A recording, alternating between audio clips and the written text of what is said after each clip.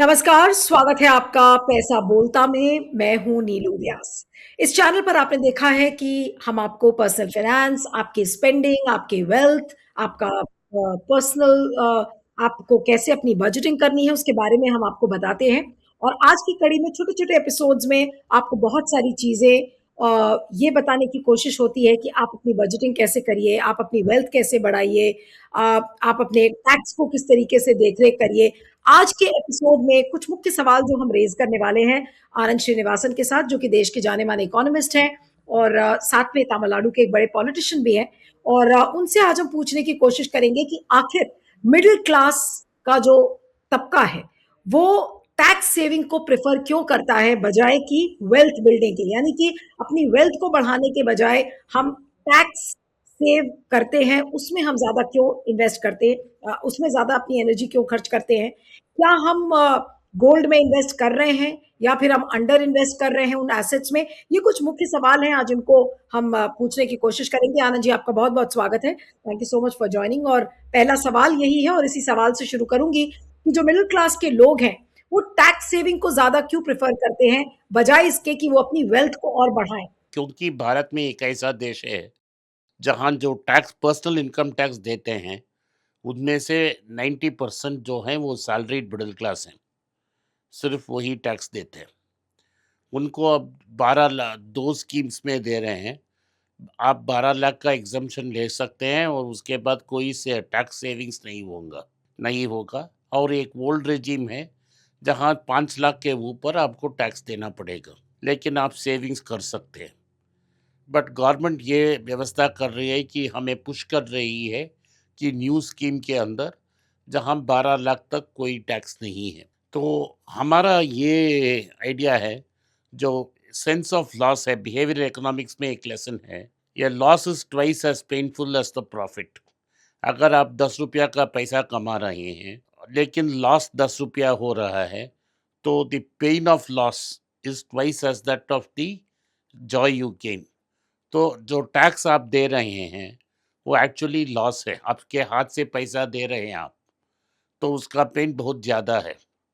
उस पेन को ईज़ करने के लिए आप कुछ भी कर सकते हैं। तो वही होता था टैक्स सेविंग में। इससे क्या होता है कि हम टैक्स सेविंग और इन्वेस्टमेंट को कंफ्यूज करते हैं। से बहुत सारे लोग जो पहले नौकरी लगती थी, जिनके 50,000 60,000 का तनख्वाह होता था, वो पहले जाके पीएफ में कंपल्सरी इन्वेस्ट करना पड़ता था।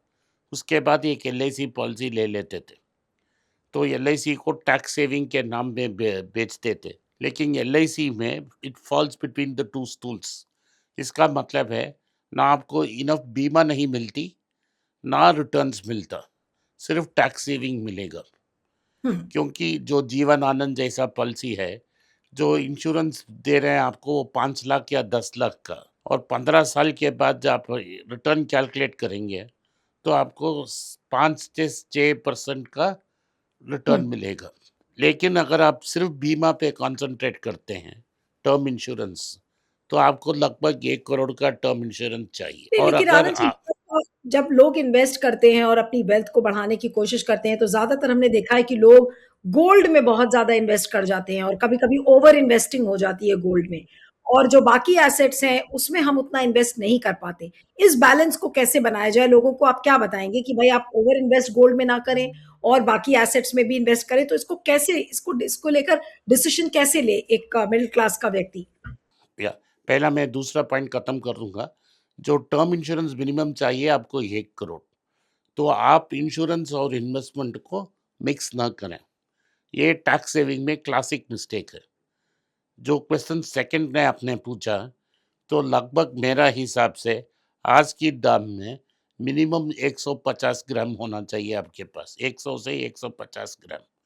क्योंकि अगर कोई घर में इमरजेंसी आ जाती है, मेडिकल इमरजेंसी, एजुकेशनल इमरजेंसी, कोई भी इमरजेंसी आती है, तो आपको तुरंत पैसा चाहिए, तो आप गोल्ड को गिरवी लेके पैसा रख सकते हैं। सो गोल्ड का 2 फंक्शन है। एक, ये करती है, इमरजेंसी फंड का रोल भी प्ले करती है। दूसरी, एक अच्छी इन्वेस्टमेंट का रोल के प्ले करती है। अगर आप स्टॉक मार्केट को देखें, पिछली 25 साल में निफ्टी या सेंसेक्स को गोल्ड से कंपेयर करते हैं, गोल्ड इजीली ट्रम्प्स दी निफ्टी और सेंसेक्स को ट्रम्प करती है, बीट करती है। गोल्ड को इसीलिए प्रेफर करते हैं लोग क्योंकि वो प्राइस वोलेटिलिटी नहीं है। गोल्ड ऊपर नीचे नहीं जाता है, गोल्ड सिर्फ ऊपर जाता है। इतिहास में एक दो बार ऐसा हुआ है कि गोल्ड में डीप करेक्शन हो। 1980 में एक बार हुआ था जब $800 से $200 में आया था, और 2011 में एक बार हुआ था।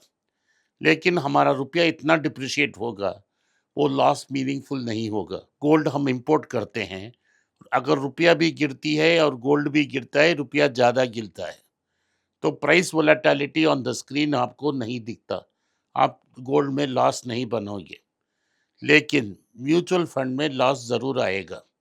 हुँ, अगर आपने पिछले 2 साल की रिजल्ट्स देखेंगे, सिर्फ 2 साल की, हुँ, पिछले 2 साल की 2024 से लेके 2026 तक देखेंगे, तो हुँ, आपका ज़रूर म्यूचुअल फंड में कोई रिटर्न ही नहीं आया होगा, बिल्कुल। आपका शायद थोड़ा लॉस ही होगा।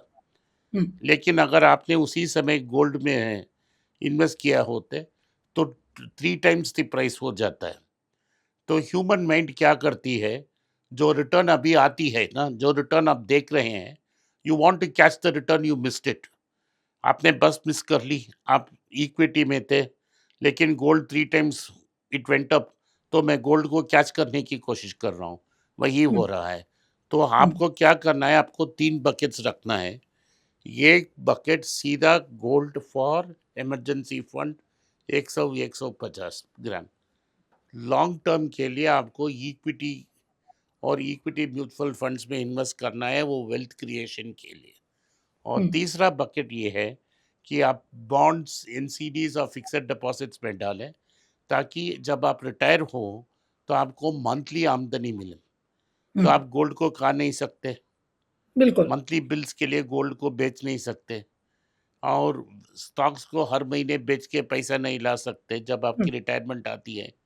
सो नहीं, लेकिन तीसरी चा जब वेल्थ के बारे में हम लोग सोचते हैं और एक हुँ, नॉर्मल मिडल क्लास सोचता है, तो हुँ, उसकी मिडल क्लास की सोच और जो पैसे वाले लोग हैं, उनकी सोच में कितना डिफरेंट होता है पैसे के प्रति का जो एटीट्यूड है? मतलब वेल्दी लोग पैसे के प्रति कुछ और एटीट्यूड रखते हैं, जो मिडल क्लास व्यक्ति है, वो पैसे के प्रति कुछ और एटीट्यूड रखता है। तो सही वे या आउट क्या?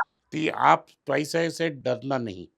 जो जिसके पास इनफ वेल्थ है और जिसको हर महीने की पेचेक पे डिपेंडेंट नहीं है, जो आदमी हर पेचेक पे डिपेंडेंट नहीं है, वो पैसा से डरेगा नहीं। तो आपको पैसा से डरना नहीं है। लेकिन जो पेचेक से डिपेंडेंट है, वो पैसे से डरते हैं। वो इनसिक्योर हैं और मंथली पेचेक के लिए तरसते हैं ना। उनको चाहिए कि 30 मंथ की लास्ट डे को मुझे चेक चाहिए। वो एडिक्टेड है, और वो उसे खर्च करने में लिए उन्होंने पर्सनल लोन लिया होगा, घर का लोन लिया होगा। सो सारा जो मिडिल क्लास है, वो ट्रैप में फँस जाती है कि हमें 30th ऑफ द मंथ मुझे चेक मिलनी है। इस महीने 28th है, सो 28th ऑफ द मंथ मुझे चेक मिलनी है। सो वो ट्रैप इनसिक्योरिटी है। जो वेल्थी हैं और जो जिनके पास इनफ पैसा होता है, वो पेचेक के लिए नहीं काम करते हैं। उनको पता है कि पैसा अपने आप आ जाएगा, हमें we have to do the correct thing. बिल्कुल। मुझे क्वालिटी पे कंसंट्रेट करना पड़ेगा, और हुँ, पैसा अपना आप आ जाएगा। तो काम करना, बिजनेस करना एक प्रोसेस होता है, और हुँ। पैसा एक आउटकम आता है, क्योंकि वो सुरक्षित है, मेंटली सुरक्षित है। चलिए, बहुत महत्वपूर्ण जानकारी आपने दी और आपका इसके लिए बहुत-बहुत शुक्रिया। Thank you so much Anand sir for joining. Thank you. Thank you. लेकिन ये जो मिडल क्लास मनी ट्रैप है, इस हाँ, साइकिल से बाहर कैसे निकलेगा मिडल क्लास? तो आपको इनसिक्योरिटी को बाहर फेंकना पड़ेगा ना। आप क्यों ट्रैप में हैं? क्यों? एक छोटा सवाल चलते-चलते कि सेविंग्स अकाउंट कितने रखने चाहिए इंसान को? कोई लिमिट नहीं है। अपना जो अकाउंट है वो जॉइंट अकाउंट रखें या फिर सेपरेट बजट रखें? दोनों मिलके एक बजट बनाना चाहिए, और दोनों को इसमें दोनों। अगर आप मुझसे संपर्क करना चाहते हैं, नीचे दिए गए ईमेल में मेल भेजें। मेरी टीम आपके साथ संपर्क करेगी और मदद भी करेगी।